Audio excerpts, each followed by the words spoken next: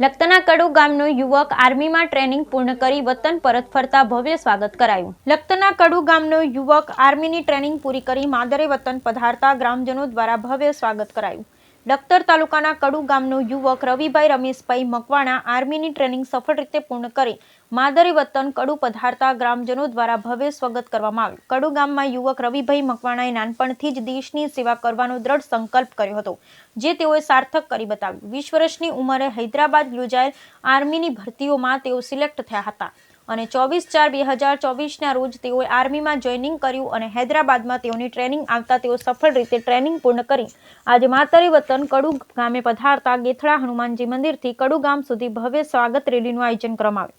ગેથળા હનુમાનજી મંદિરથી કડુ ગામ સુધી યોજાયેલ સ્વાગત રેલીમાં યુવકના પરિવાર, ગામ, સમાજ સહિત આજુબાજુ ગામના મોટી સંખ્યામાં લોકો આ રેલીમાં જોડાયા હતા।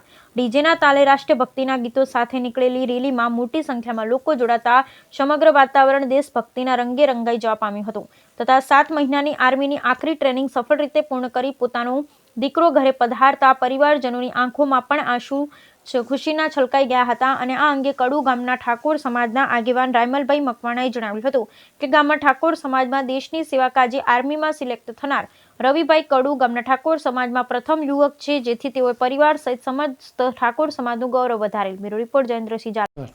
જય હિન્દ, જય ભારત।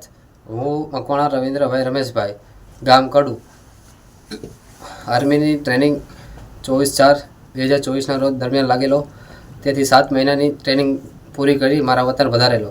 ત્યાં મારા પરિવારે અને મારા ગ્રામજનોને મારું ભવ્ય સ્વાગત કરેલું, તેથી હું ગ્રામજનો મારા પરિવારનો ખૂબ ખૂબ આભાર માનું છું।